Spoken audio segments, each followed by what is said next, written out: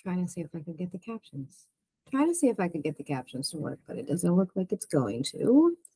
That's okay.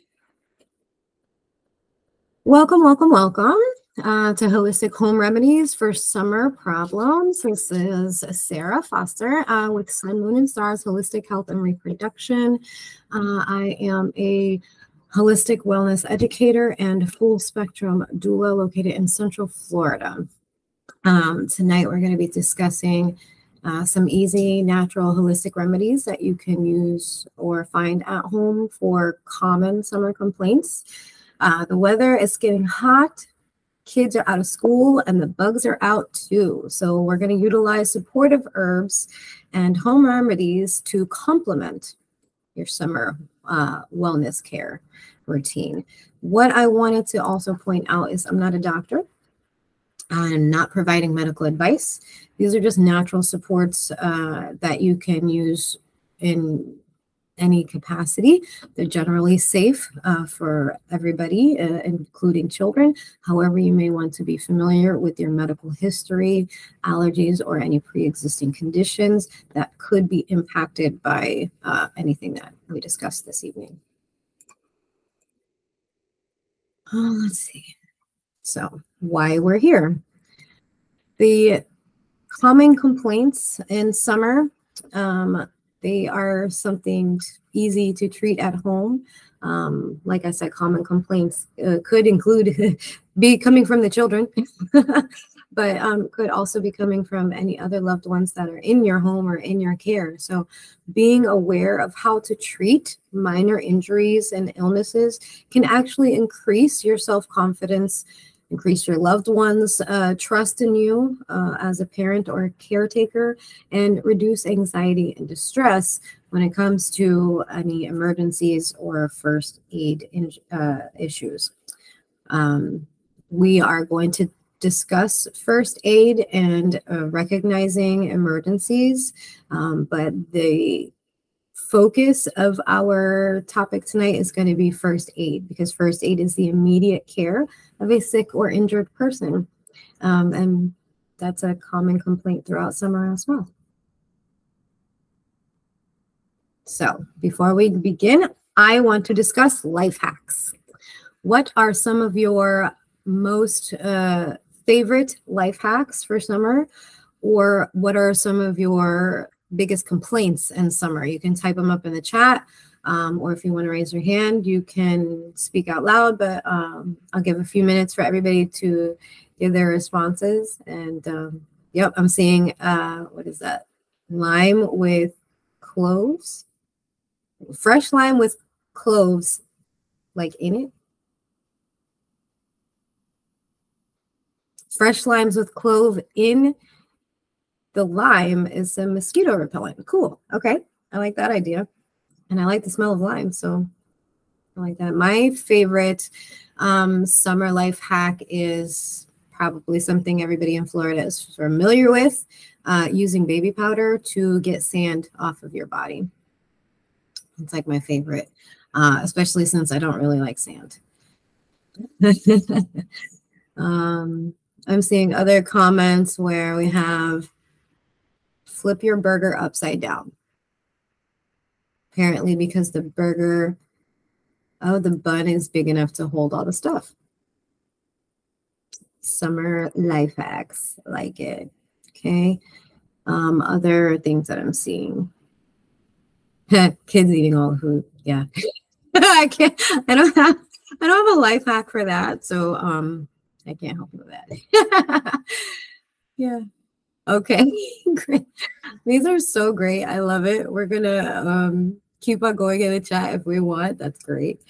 But to bring it back to kids eating all the food. I have a 14-year-old, so to bring it back to the point of this evening, summer in Florida means plenty of heat, storms, pests, and I think we kind of touched on the boredom with kids being on devices all day. That's definitely a thing in my house that we got to fight with too. All of those things can really make it tempting to stay inside and actually avoid going outside, being involved with the heat and the mosquitoes and all the sweat dripping down your back because it's gross outside. But instead, what we're going to do is find ways to make summer living a little easier by preparing ahead of time. So preparation and prevention are two key topics that we're going to discuss this evening. Preparation. What can you do to prepare for summer? So like specifically thinking about your household, your lifestyle, the people that are in your household. If I think about myself, I am a single mom. I have 2 children that are living at home. One is 14 and one is 10. And if they are home from school and I am working full time, I have to find a way to entertain them. I have to find a way to make sure they are fed. I personally like to keep the what do you call those things? The brain drain or the backward slide for education. Like I prefer to minimalize that as much as possible. So I make my kids do homework and reading assignments during summer. I am that mom. Yeah. So those are just things that I consider for preparation. And then prevention. What can you do to prevent injury and illness?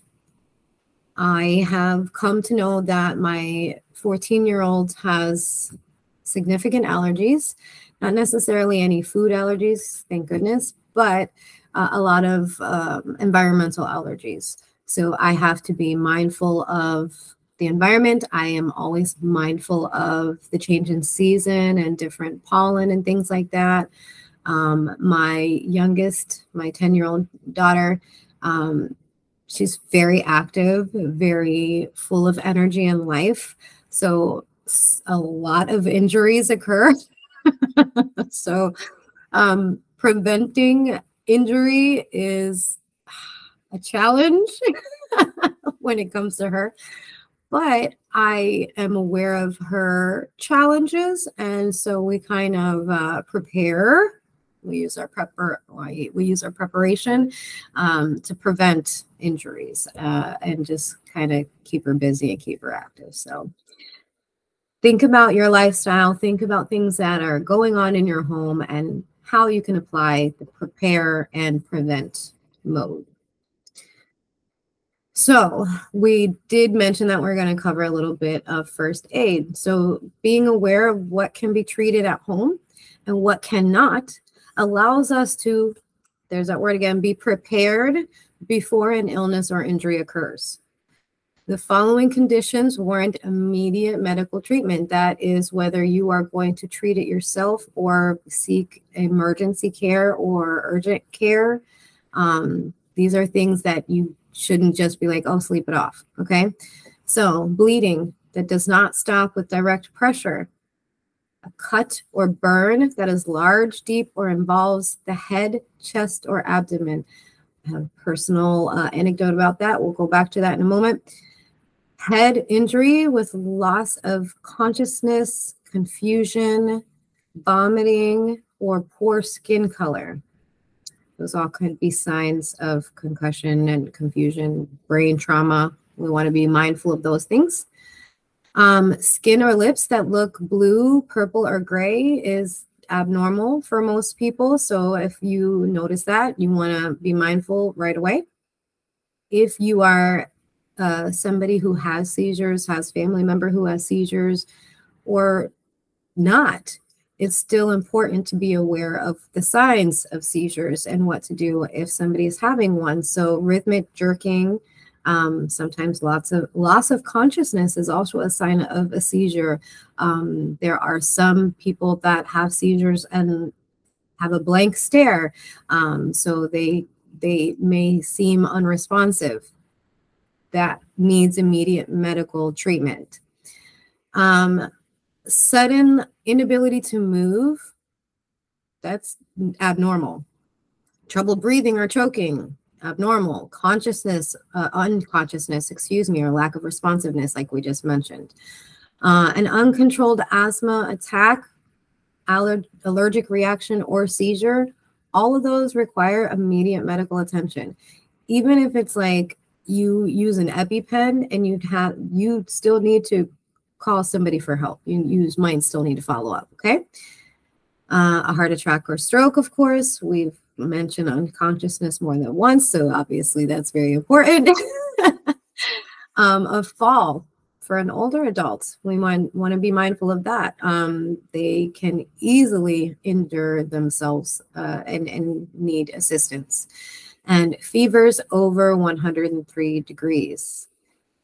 That is for any age. The closer it gets to 104, the more dangerous. Any questions before I move on? No? Okay. So, helpful preparedness tips. We mentioned family members, not just children. This is, although I'm a doula and a family wellness educator, I focus on family wellness. So that includes children and adults and elders. So it's important to have these conversations with people that are of all age ranges, regardless of if they're young or old. Have these conversations with the people that you care for and help yourselves prepare. Again, being prepared and being aware of what to do ahead of time really makes it so much easier to handle that situation when an emergency pops up. So example, just kind of circling back to that previous slide. I recently, my son had a freak accident and cut his toe, like severe cut, to the point we saw his bone, and it was really scary. But I, funny enough, just finished making this presentation, and I have experience in the medical field from a previous life. So I knew how to treat his injury, and I knew how to keep my cool and gather everything that I needed to do to get him immediate care. And so thankfully, I got him to the hospital and to the emergency room in a wheelchair before he passed out. But in that case, if I was not aware, what could I have done? Like, I could have delayed treatment, really, and he could have then passed out at home. And I hate to say it, but my 14-year-old is bigger than I am. So what am I going to do if he's on the floor bleeding out? I'm going to have to call 911. And then what happens? That's an expensive fee.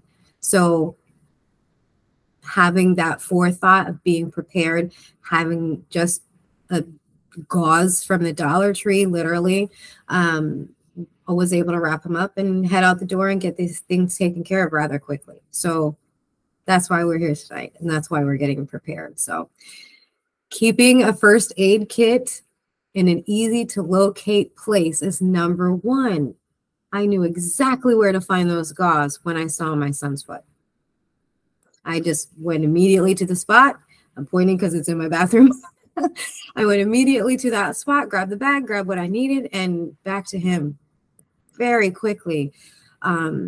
Keeping an emergency contact numbers, keeping a list, of emergency contact numbers with your first aid kit is a good idea, especially if you have other people that are living in your home and you personally, as the responsible person, is not able to review that information. Having that list of information where somebody else can grab it easily, it can make a difference. Keeping a list of medications and reasons for their use with that first aid kit is also helpful. You don't necessarily have to keep the medication with the first aid kit, but keeping that list of what is in the home and why it's being taken, especially if it's maintenance medication. We want to think of things like blood pressure medication, diabetes, any asthma, EpiPen we touched on a little bit. All of those things are very important for first responders to be aware of in a case of an emergency. It is also a wise idea to teach age-appropriate use of first aid items. We know that most of our babies love to get into the Band-Aids and use them as stickers. I actually had my mother-in-law would buy my children Band-Aids every Christmas and put it in their stocking with different characters on it because they just loved the Band-Aids so much. She just thought it was a funny joke, and it actually was really helpful throughout the year. So I love that idea. But teaching our little kids as young as 3 and 4 years old, if you have an owie, this is what you should do. That can be helpful. We've all heard stories of moms or dads or grandparents having a medical emergency, and the only other person in the home was their 7-year-old, and they knew what to do and saved the life.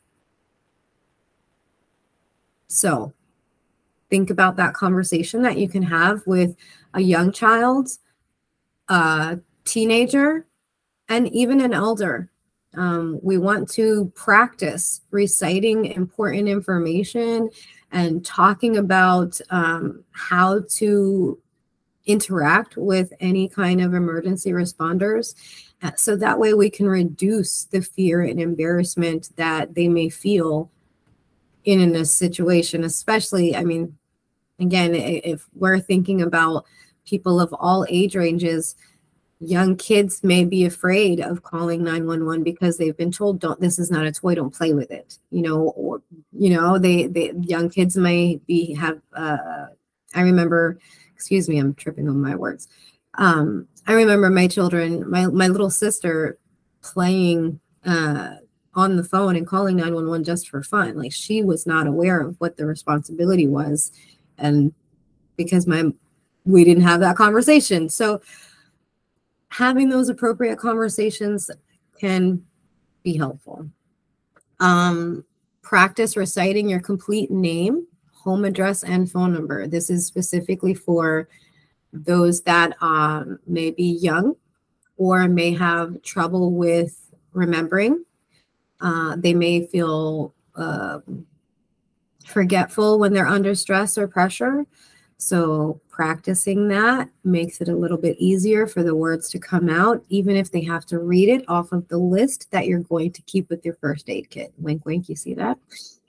And again, talking to children, teens, and elders about fear and embarrassment when calling for help. It's not a time to be afraid, and it's not a time to be embarrassed if you really need urgent care. So holistic home remedies are commonly found in the home. There are several natural remedies that can help you relieve the distress caused by common summer complaints that don't require medical attention. Some of those remedies may already be in your home, and if they aren't expensive to find. You can see in the image vinegar and baking soda, because that is probably going to be referenced more than once this evening. Peroxide is another very easy natural remedy to use at home as well. Common summer complaints that we're going to touch on tonight are sunburn, dehydration, bug bites or stings, scrapes or cuts, dry skin or rashes, swimmer's ear, athlete's foot, and blisters. Does anybody have any questions before I go on, or any comments or anything? Anybody needs to like take a drink break or a movement break? You know, we haven't been on too long, but just still. No, I'm going to take a sip.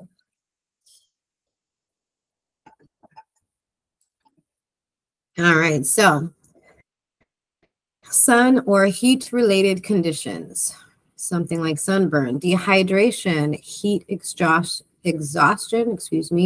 heat stroke. Those are some common things that we can hear about, especially here in Florida. Using sun protection gear like hats, sunglasses, and umbrellas can prevent extended contact with direct sunlight. That's what we want the goal to be. We want to reduce the direct sunlight and UV rays. Wear loose clothing for ventilation. Hydrate. prior to beginning outdoor activities, and take frequent breaks to rehydrate and cool down. I want to tell you to drink at least 1 cup of water before you head out the door for any activity. It's already preparing your body for what you're going to be exposed to. Instead of having your body be exposed without the protection and then having to work to then cool you down, rehydrate you, and keep homeostasis. Some heat-related conditions that require your attention are going to include things like headaches, nausea, dizziness, weakness, irritability, yep, crankiness, thirst, heavy sweating, or even lack of sweating after a certain point, elevated body temperature, and decreased urine output. These are all signs of dehydration, could be signs of heat exhaustion or heat stroke. These are important that if you don't immediately take care of them, you can risk needing medical attention. Most sunburns and dehydration can be treated at home. So we're going to look at the home remedies that you can utilize to treat these conditions. And just keep in mind that you may have to use them more than once, throughout the day or a few days in order to reduce the symptoms and side effects of sunburn, dehydration, etc.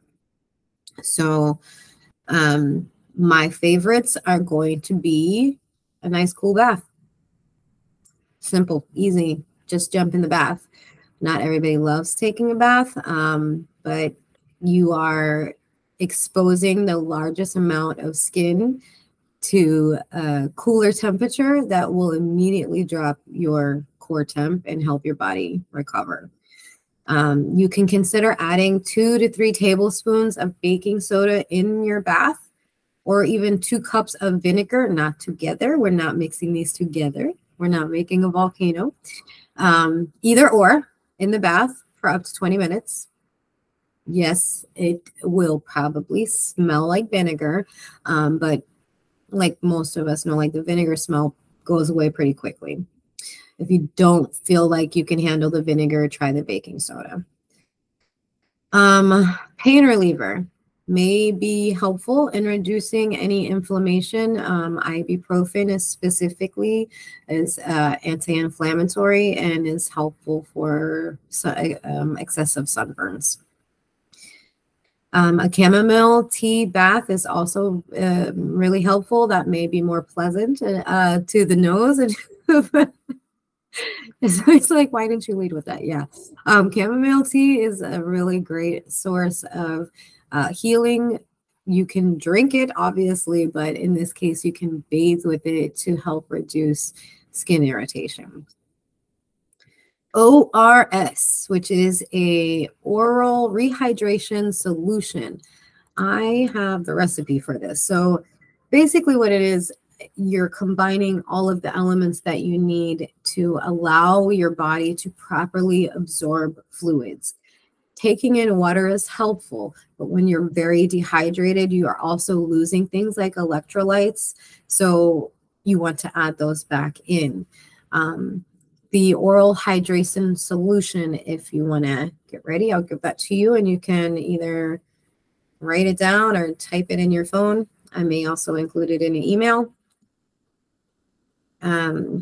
6 tablespoons of sugar, or if you're anti-sugar, which many are, 3 tablespoons of honey. That sounds more pleasant to me. A half teaspoon of salt mixed in 5 cups of water. Can add lemon if you'd like. It doesn't have to be warm water, but obviously room temperature water at least will help the honey dissolve.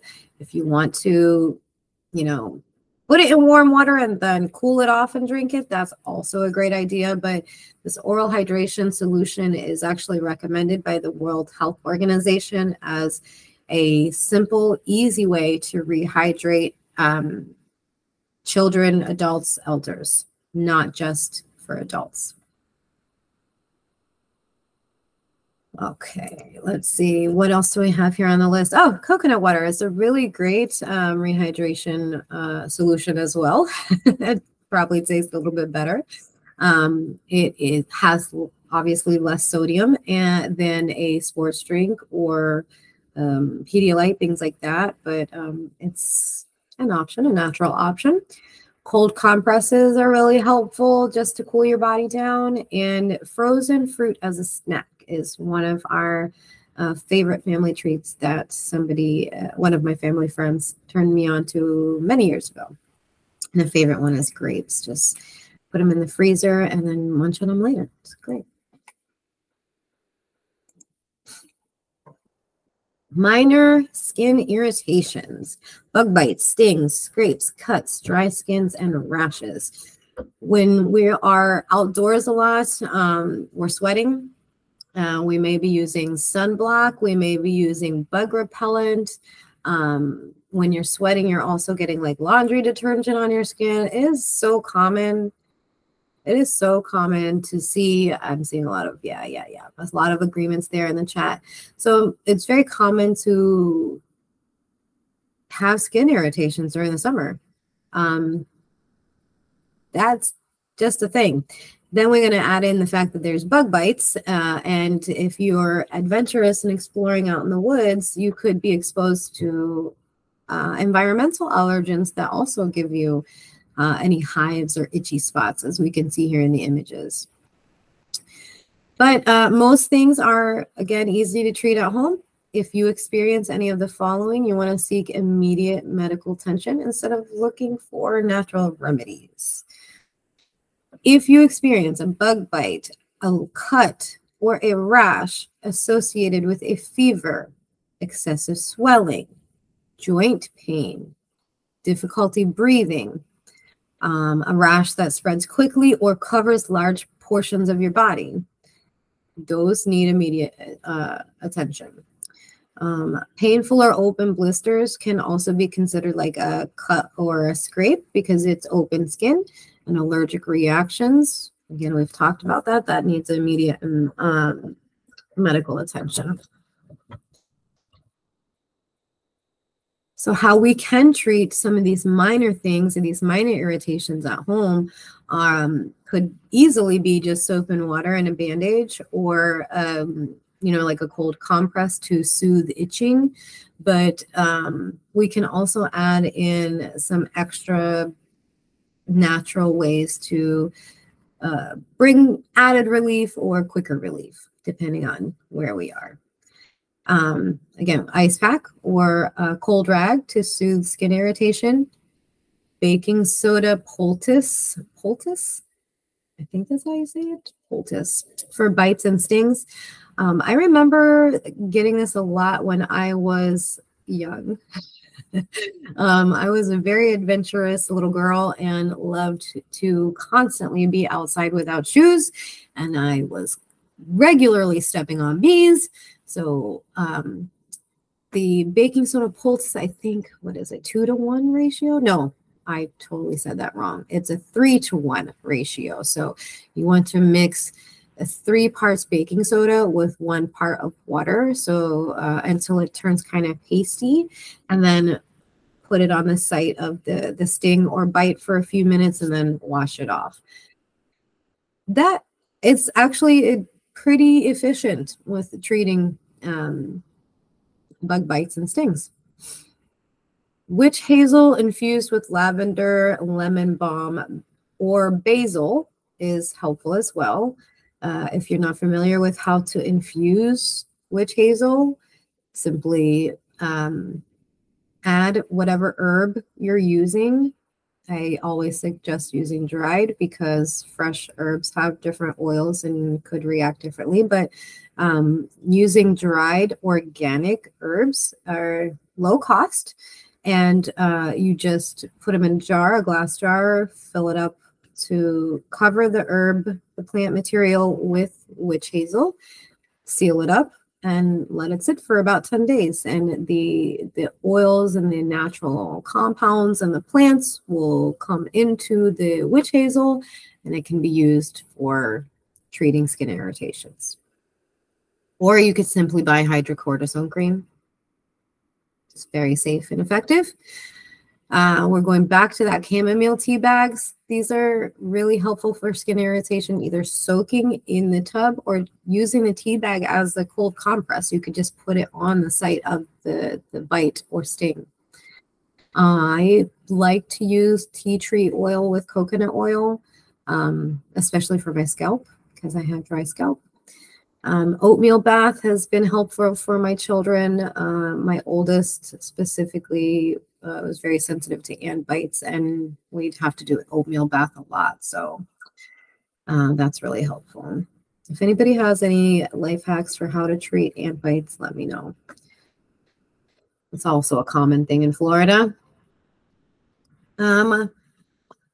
Illness or injuries like swimmer's ear, athlete's foot, blisters, and splinters can be common with outdoor activities.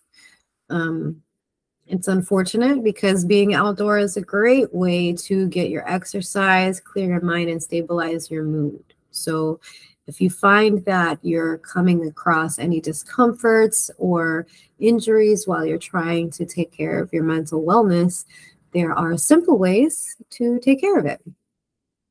So swimmer's ear is inflammation of the ear canal, usually the outer ear canal. It's before it gets too deep and becomes an ear infection. This is not only for children, although it's very common in children.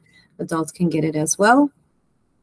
Anybody who puts their head in a pool can experience swimmer's ear. Athlete's foot is a fungal infection that causes itching of the skin on the feet.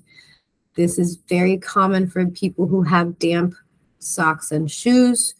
If you're outside playing sports, running, being active in general. My son-in-law used to work at a car wash, and that was a constant concern. So like, these are normal things that you might experience during hot times of the years.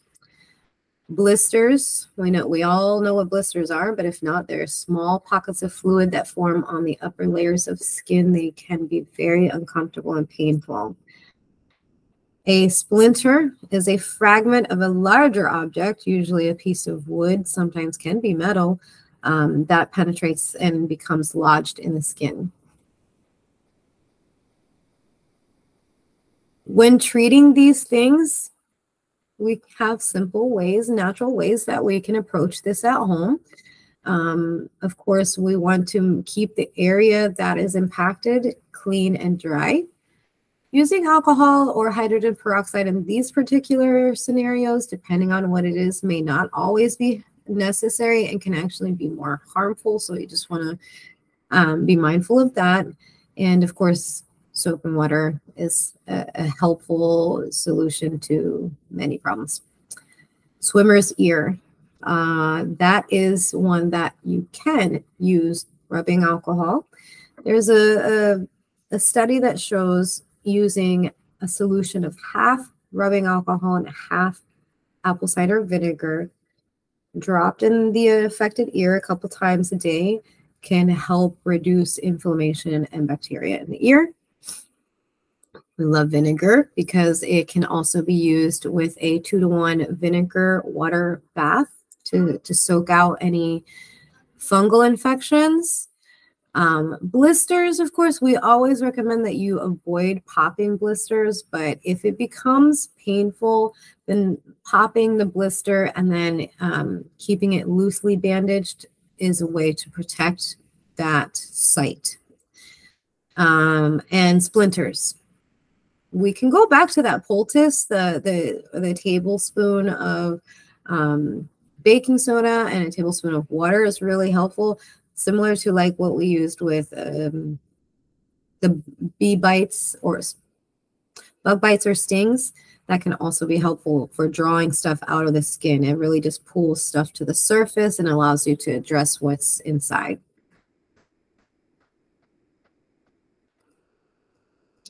So my final thoughts before closing out this evening, I want to say thank you so much for joining us, and thank you so much for being interactive. I really appreciate the energy this evening. Summer family safety is implementing mindfulness practices to prevent injury and illness. Really just considering your household, the people that are in your household and your lifestyle, just taking a moment to consider a plan on how you can prevent things and prepare. It's very helpful. It can be helpful in emergencies. Practicing and being prepared for if when an emergency strikes makes difference in the time it takes for you to get care and the time it takes your loved one to feel supported. And of course, home remedies are something that you can easily do at home with natural products, simple, easy to find products, but always make sure that it's appropriate to use those home remedies. If you're having an allergic reaction, please don't go looking for baking soda. Just keep those things in mind. If you're interested in learning more, or if you have any other questions, you can reach out to me by any of the ways listed here on the screen, my phone number, email, and website. I am here in Central Florida, so I'm on the East Coast time zone, and the times that I'm available are also listed on my website.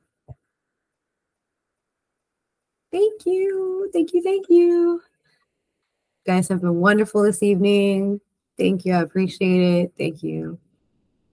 Thank you. You're awesome.